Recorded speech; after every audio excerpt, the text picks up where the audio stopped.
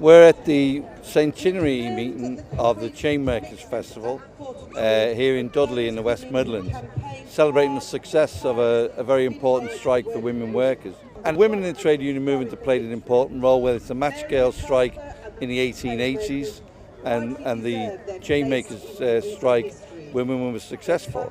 And women are the majority of trade unionists in Britain today in 2010. And they play a vital role in the struggle for equality and emancipation. The media and the rich endlessly explain how ordinary working people cannot make a difference.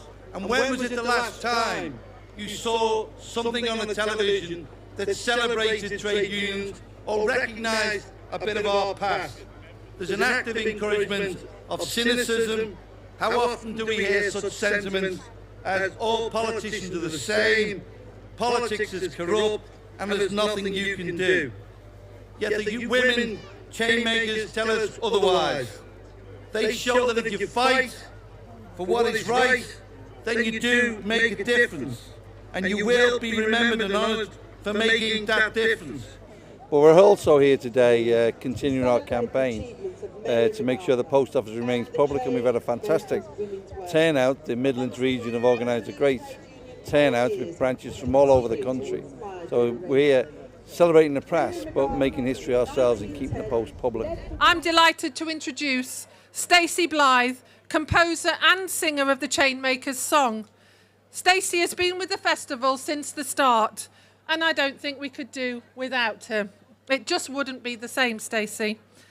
Classically trained at the Royal Welsh College of Music and Drama, she works as a musical director and repertoire coach. Stacey plays with her band, Finnan, who play beautiful new folk music from Wales.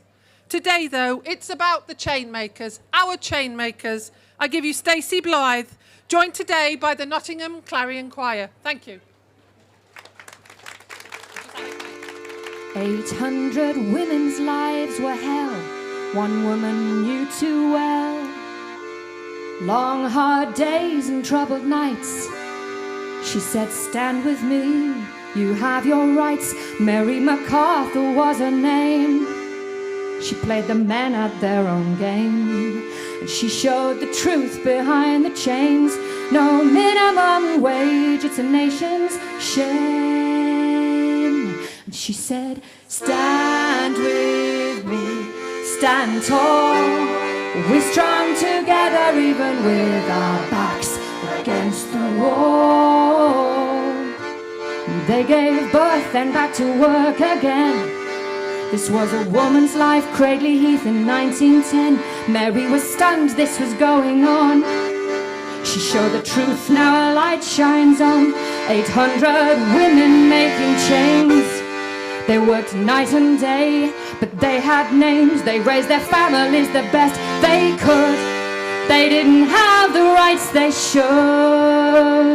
Mary MacArthur, well, we stand with you. We stand tall. We're strong together even with our backs against the wall. Old and young, they worked a 12-hour day. The feeling of injustice wouldn't go away.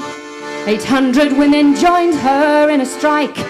Mary said the government would see the light. A woman in her 70s was heard to say, I finally have my rights as a woman today. You will not put me in these chains I make. I will have equal pay. Mary MacArthur, well, we stand with you, and we stand tall. We're strong together even with our backs against the wall. Together we are stronger than these chains we make. Mary, we stand with you, we will not break.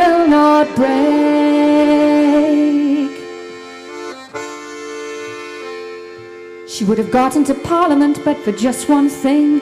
Her married name on the voting slip, she had a wedding ring. The women didn't recognize it, such a shame. They only knew her by her maiden name.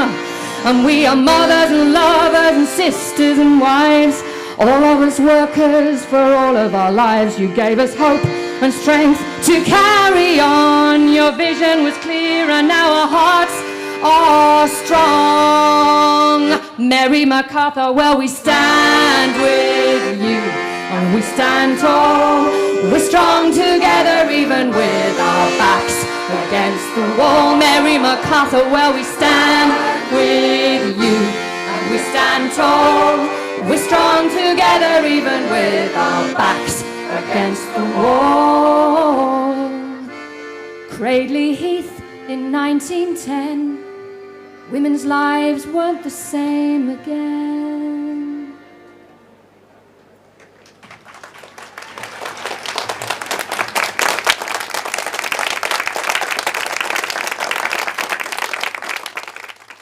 Thank you very much.